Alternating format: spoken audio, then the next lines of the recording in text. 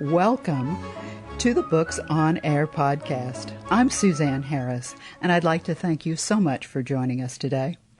Our podcast talks to the authors about themselves, their latest books, and we also talk about their ideas.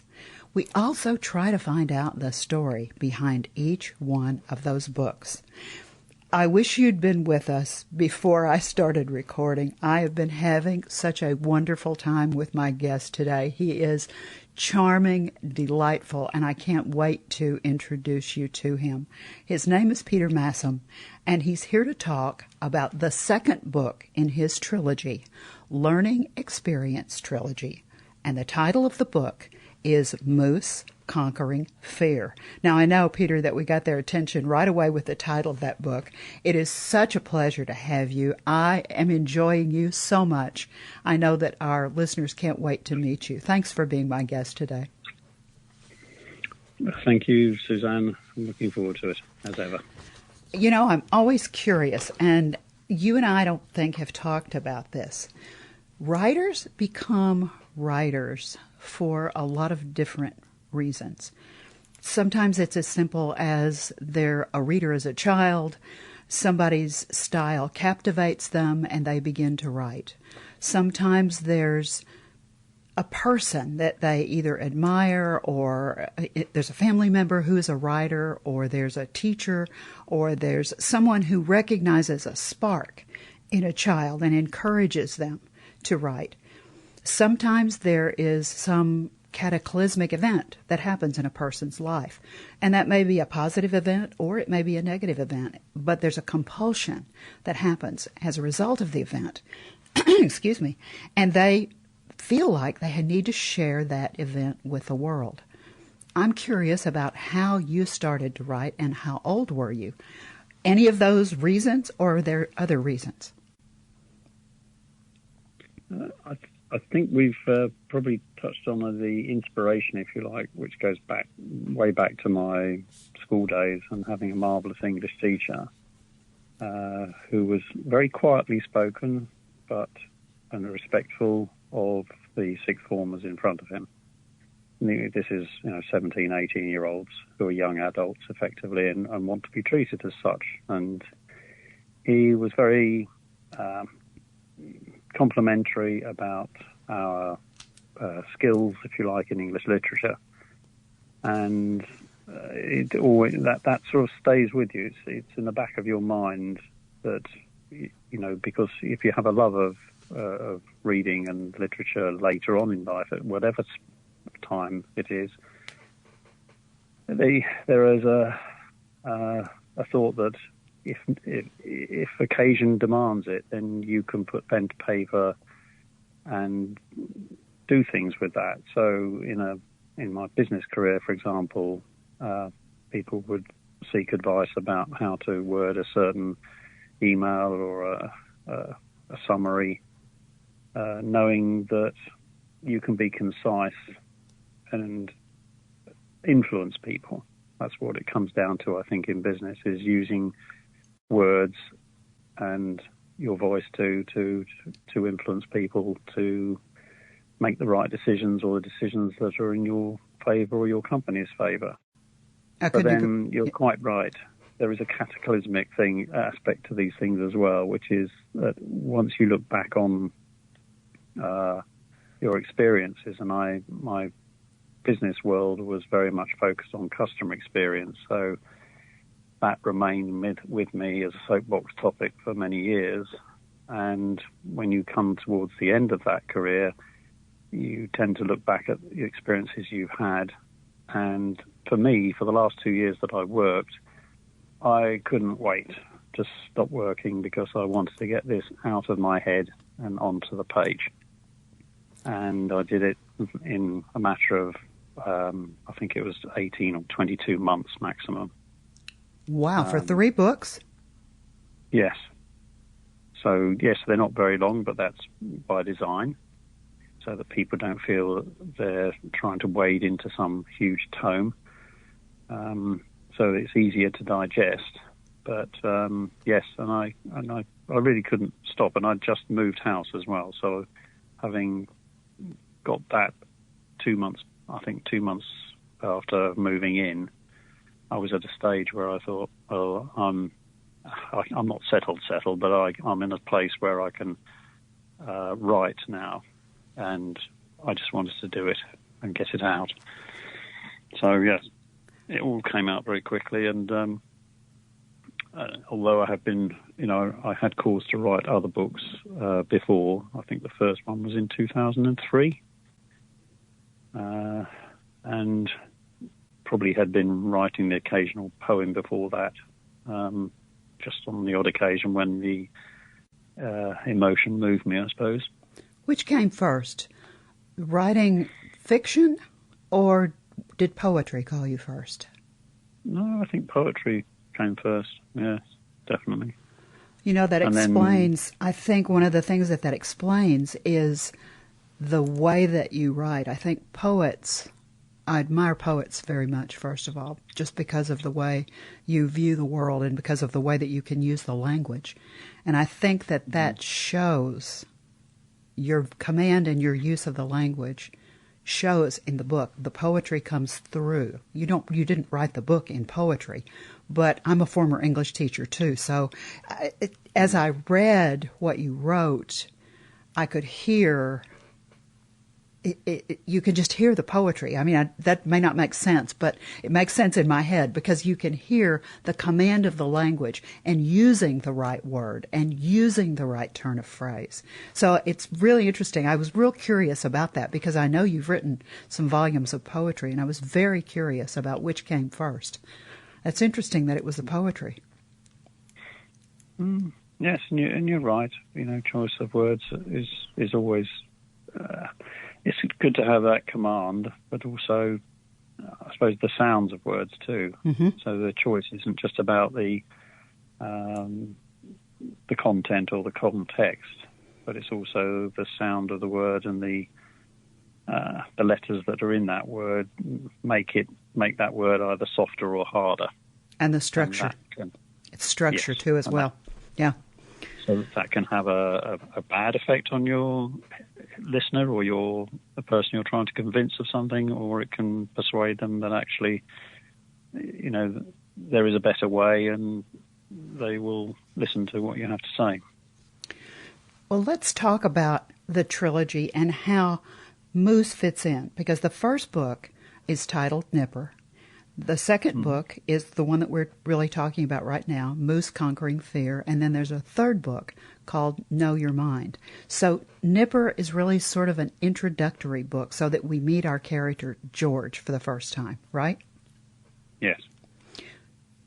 Any autobiographical things here? I mean, George is a fictional character, but is Peter in there? Well, Peter has to be in there. Exactly. Because it's all about experience. So you have to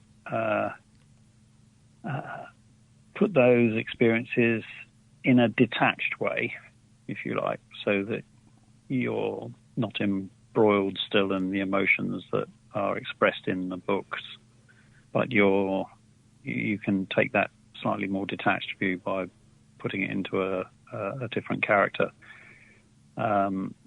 And you may have noticed that in the last book I actually changed to a first-person narrator because, being slightly more academic and philosophical in nature, I felt it was easier to identify with George's mind and the thoughts that were going through his mind if he spoke in the first person. So that was the concept behind it. What audience age group did you have in mind? Is there a different age group for each book?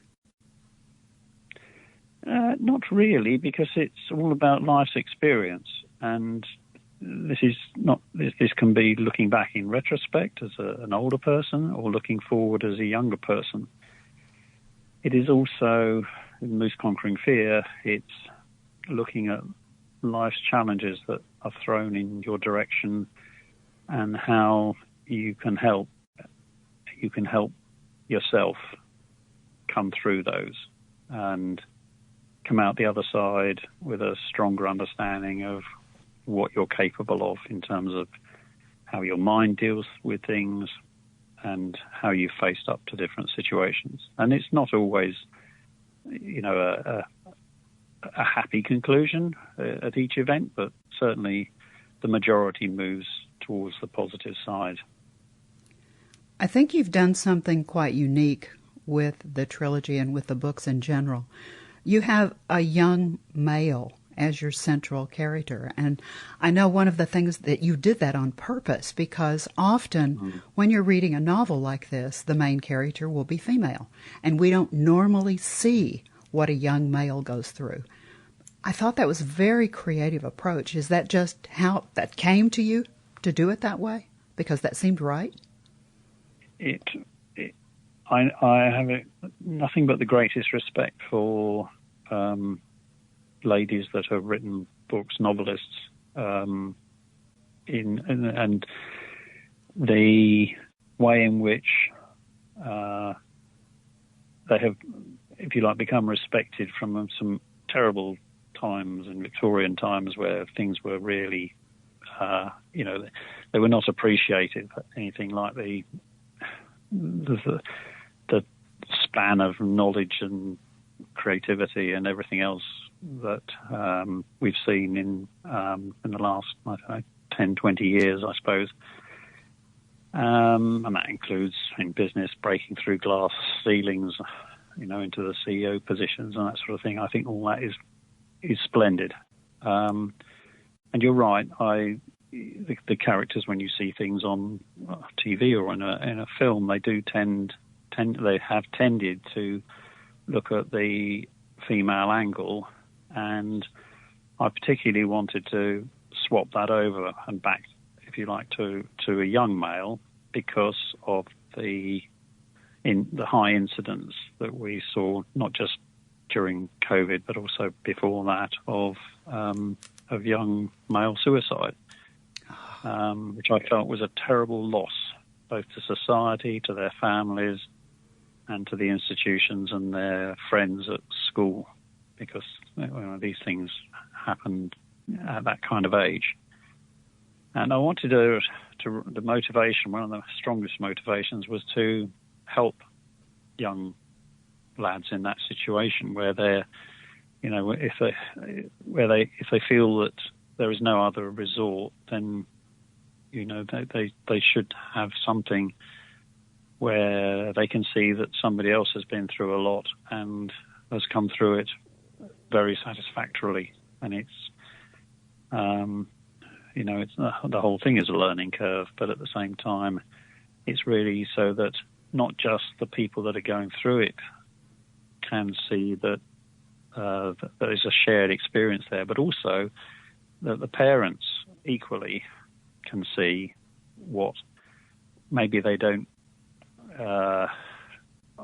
It's not to say they wouldn't notice, but they haven't recognised maybe that some of their progeny are struggling with things because they keep quiet about it, and boys do tend to keep quiet because of the expectation on them that they should, in the UK, keep a stiff upper lip, do the right thing, grin and bear it.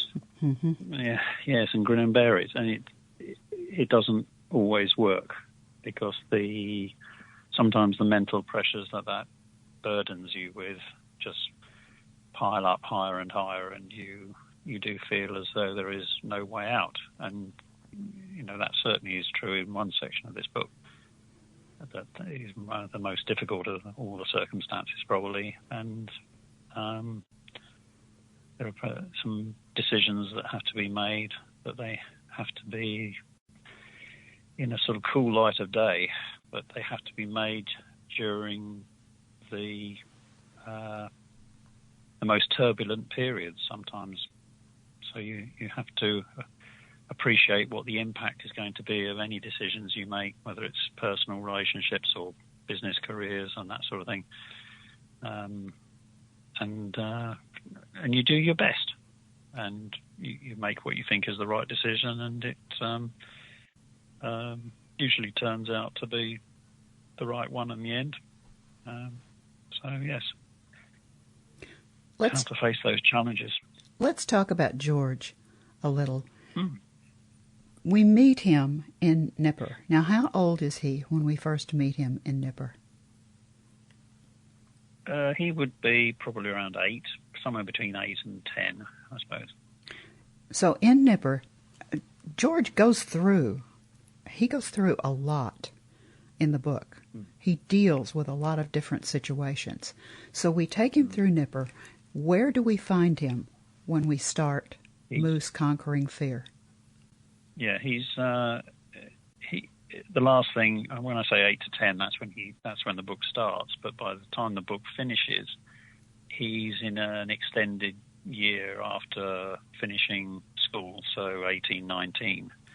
So it's just before going off to university, and that's where this book begins. But it sort of previews before that a couple of fears which were latent fears from the Nipper times, which were mentioned in Nipper actually, about the dentist and also about water, fear of water, which then could be countered because of when going to university, he could enjoy his life there much more because the fear of water had literally subsided and submerged below the surface. So,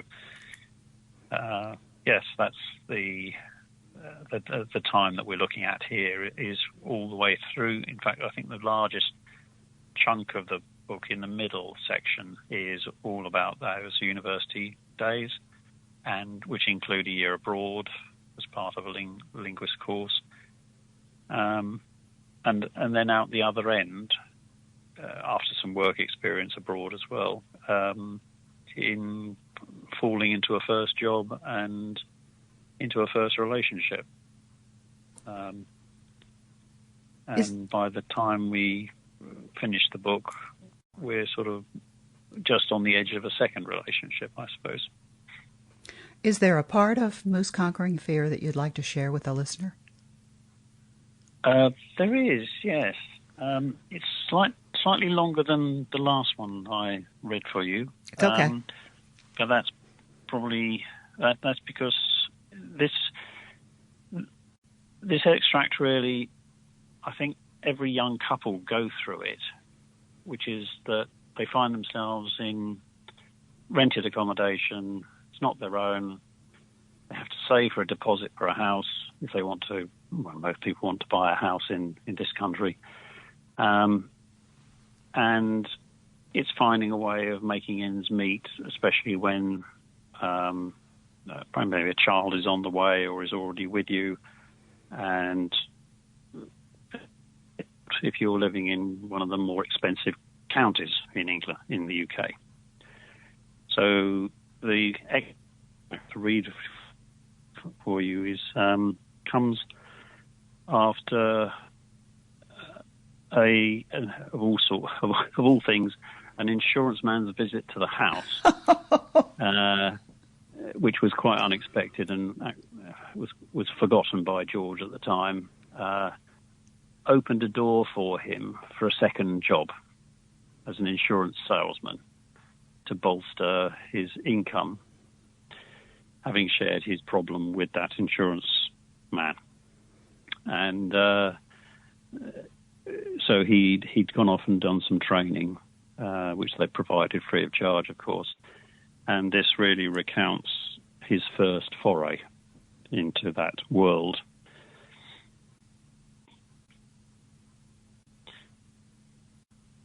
Daylight was still plentiful when George made his first foray into an estate, which he'd identified as a good place to start. As he made his way up the first short pathway to a bungalow, his heart was pounding and the butterflies kicked in. What if? Echoed inside his head. He tried to banish it, semi-successfully. A knock on the frosted glass brought a large male figure into focus, and the door was thrown open by a loud voice. Yes? What is it? What do you want? I've come to ask you if you have any life insurance currently, or are looking to... His words were cut short by the curt reply. No, and we don't need any," after which the door was closed firmly in his face. "Guess that's a no," mumbled George to himself. "Now I know what to expect. The next time will not be so bad, hopefully," said his slightly deflated but recovering ego. A similar bungalow with a red door seemed inviting. Looks can be deceptive. Another no, followed by a green and a blue door. He began to calculate theories in his mind. It seems as if door colour is not a strong indicator of willingness to spend on life insurance. The evening wore on. He continued in vain to be invited in, before coming to a pleasant-looking extension with a bay window at the front. A car was parked in the drive, so he mustered his most confident but warm knock on its polished wooden door. The kindly-looking face of a gentleman in his late 50s greeted him, and he remarked how he and his wife had only been discussing the same the weekend before. "What a piece of luck," George contemplated, as another, more plausible theory entered his head. "At least I've got past the door." When asked to, he sat himself down on their ample mock leather sofa next to the gent with his wife opposite, who made them all tea. The conversation continued in a forthright manner, holding nothing back and adding his own experience of the company over 20 years or more. "I see. Poacher turned gamekeeper, eh? Or maybe it's the other way round. Anyway, you know what I mean." George did. He made to get up from the sofa, but sat back down again, as he'd forgotten his last sentence he'd rehearsed, thinking that realistically it would have no effect. He thought twice about it. "So, would you like to take out any insurance with us?" The words seemed at once strange but helpful, and he hoped not too gauche. Had he become part of that family too now? He dared not look up, waiting for the inevitable. "Yes, I very much think we should like to do that. What details do you need?" George could not believe his ears, and reconfirmed in what must have come across as utter astonishment. "So you'd like to take out insurance today? Tonight?" He faltered on the time as it had passed by so quickly, gazing out the bay window and seeing the evening already. As he gave a cheery wave goodbye from their front path, with the signed documents under his arm, he turned back to his car. Best to end on a good note, and it is getting late now, he thought out aloud, and with a spring in his tired step, glancing at his watch. Nearly 9. Time to head back. I love it. I will applaud your reading and applaud your writing. That's exactly what I was talking about.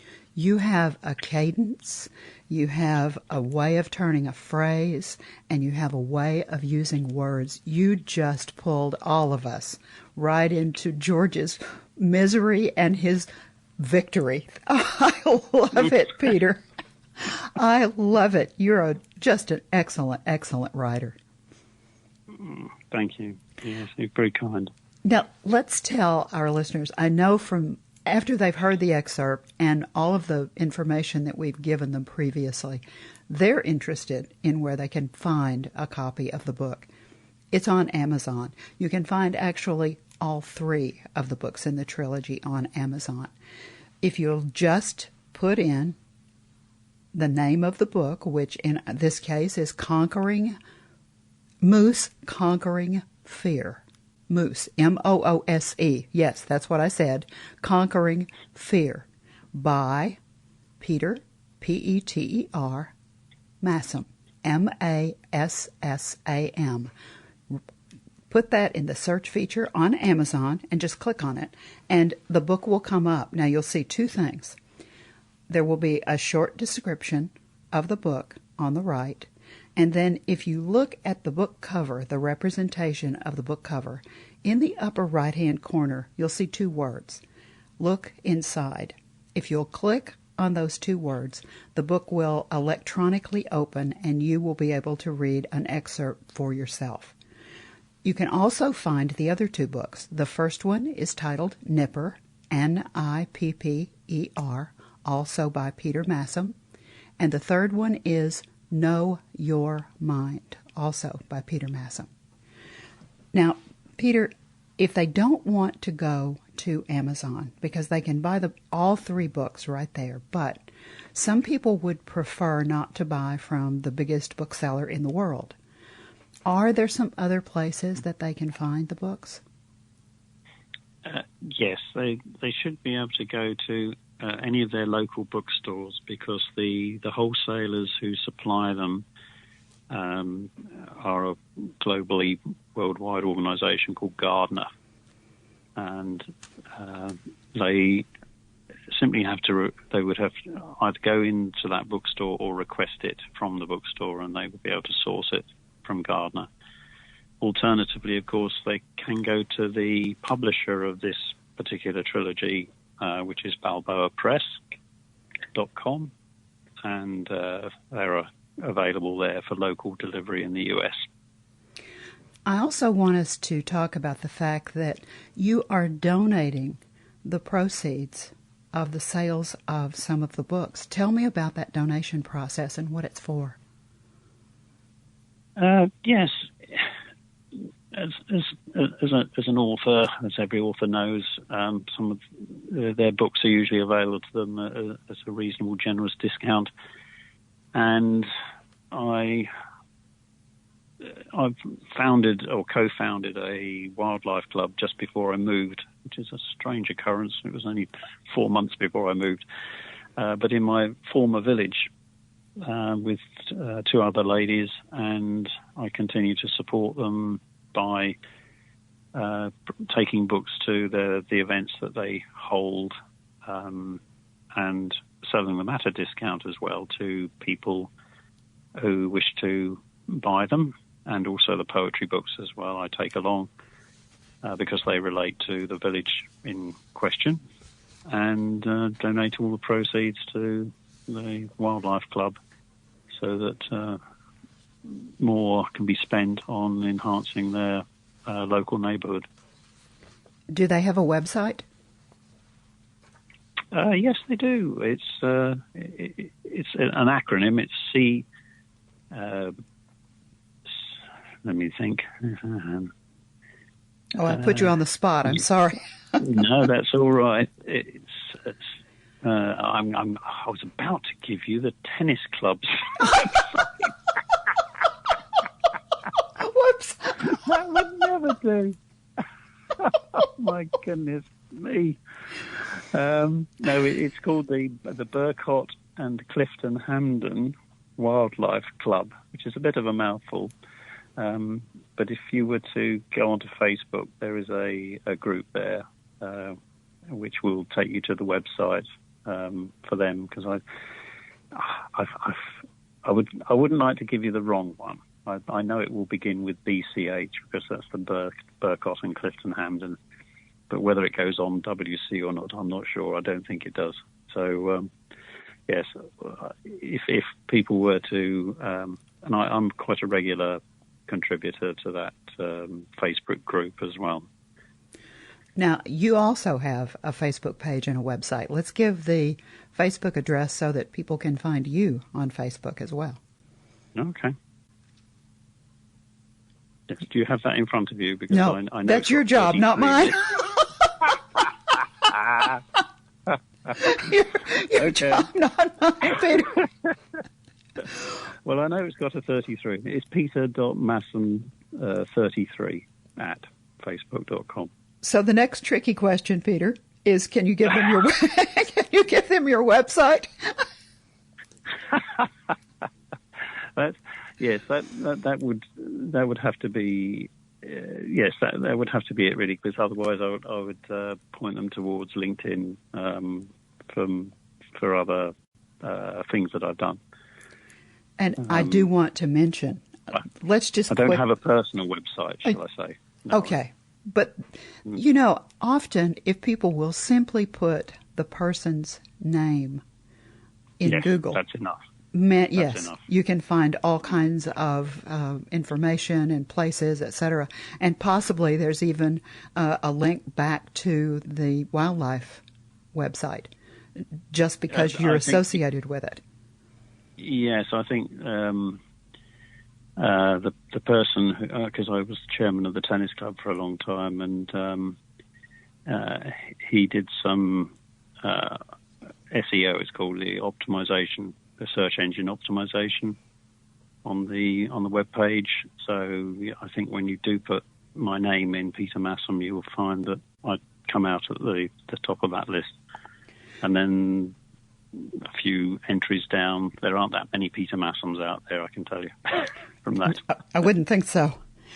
No. Very quickly, one or two. I do just want to mention your poetry, because I'm sure that some of our listeners, as they heard you read your prose, they became interested in your poetry because your prose is so beautiful. If your prose is this beautiful, then your poetry must be equally as beautiful. And I know that there are two poetry books that I'm aware of. The first one was the Cuz, C-U-Z, collection of poems, and then there's Second Cuz collection of poems. Tell me about that poetry and tell me what those involve.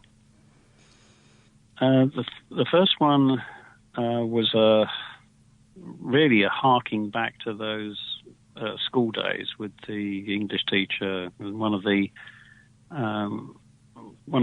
writers an artist that I respected a huge amount was William Blake, and not just because he was a good poet and actually a very good illustrator, but also he was very much before his time, so he wasn't sort of appreciated much in his lifetime, but his fame sort of came later after his death.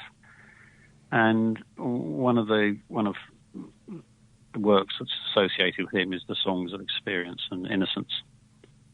I may have got that the wrong way round, which I've always been an admirer of. And I wanted to do a similar thing with the first in the Cuz collection. And to do that, I had to sort of enhance my non-existent artist skills. So in my lunchtimes, or one or two lunchtimes in a week in my last job, there was a course that was being put on for free about sketching. I thought, I'll go along then, because I'd like to learn. I always liked sketching things, so I'll go along and learn a new skill, and use that to put together what I've called sketch poems, which were centered on locations, both at work and, which was a very green space, and in the surrounding counties. There are 3 counties around here that are particularly beautiful. And I spent time doing the sketch, but I also took a photograph so that people could compare the two and also probably recognize more the location from the photograph than they would necessarily from my sketch, which is probably the poorer.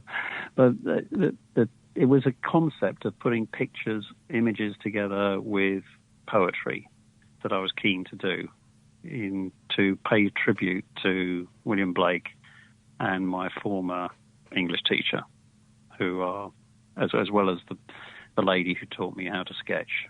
They're all mentioned in the preface of that first Cuz collection book. I love the idea. I love the idea. Former English teacher. Yes, love the idea. Former English teacher. Uh-huh. And then the second one, and I did ask permission from the school because he's passed away many years ago, if I could credit him in the, or mention his name in the preface, and they agreed to that.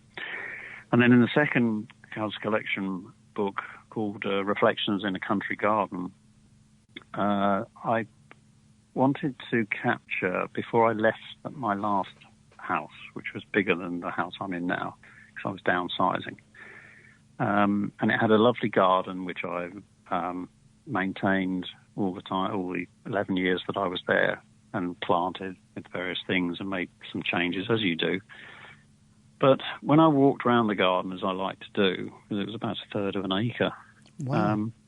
it occurred to me that every time I looked at a flower that came up, or whether it was snowdrops in the spring or love in a mist in this time of year, it made me think of the people that I associated with that, or the events, such as, I'd planted some agapanthus around a little leaved lime tree to remind me of my time that I was in Kenya, which is also reflected in this book, by the way. Oh. Just a snippet of it anyway. And I thought, I want something to remember this garden by, because I know that the people coming in will make changes as you would expect them to do. And it won't be the same after this. But I wanted to capture all of it in both images. So I took photographs at different times of the year. And then I sat down before and during COVID and wrote the poems to go with those images about how your choice of plants and your choice of flowers are inspired by past events or people that you've known, because many people, for example, get given pot plants, or used to be given pot plants, and they would put them in what they call their friend's garden. And that's what a lot of people will associate with. And there were lots of polyanthus and hyacinths, and all the favourites would normally go in that sort of space. But I wanted to capture a moment in time, which is the garden looking at its best before I left, so that it's not lost. So that was the second book of poetry. Peter, you and I could talk and talk and talk. I enjoy you so much. You're such a Renaissance man. I love your views. I love how you see things. I love how you put your views in words. I love your prose. Your poetry is beautiful. This has just been a delight for me. Thank you so very much for being my guest today. It's been a pleasure. And for me too, Suzanne. Always a pleasure. And yes, I hope your listeners are not put off by anything that they'd heard. I don't see how they could be. I mean, listening to someone with that wonderful creative brain that you have talk about their work with, you hear the passion in your voice as you talk about your work. And I think that's one of the most important things about an auditory interview, is that a person listening to this interview will hear it differently than if they're watching an interview, because they will focus a lot more on the words and they'll hear a lot more of the passion from the author. And I think you just did that wonderfully. So this is just terrific. And I want our listeners to remember that you can find all of Peter's work on Amazon, and the one we really were talking about today is the second in his Learning Experience trilogy. The title of the book, again, is Moose Conquering Fear. The first book in the trilogy is Nipper, and the last book in the trilogy is Know Your Mind. You've been listening to the Books on Air podcast, brought to you on webtalkradio.net. I hope that you will also listen to this podcast on Apple Podcasts or Spotify or iHeartRadio and Stitcher. I'm Suzanne Harris, and I hope you'll join us for my next Books on Air podcast, because remember, you never know who's going to be here or what we're going to talk about. Thank you so very much for listening.